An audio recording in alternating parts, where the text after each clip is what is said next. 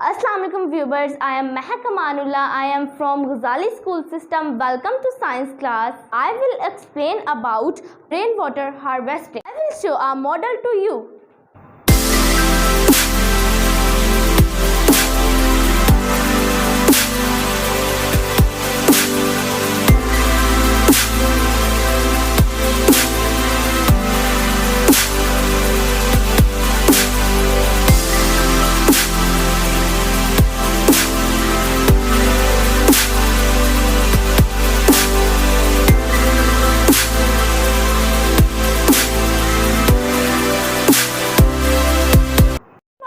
Harvesting is the collection and storage of the rainwater for reuse.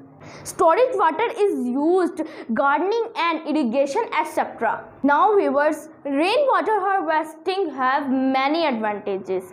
First one is reduce flood. Second one is increases the groundwater level. And the more important is use the water bills. Fourth is as rainwater free of Cl. The last one is help agricultural crops grow healthy. I hope you understand the concept. Thank you. Allah Hafiz.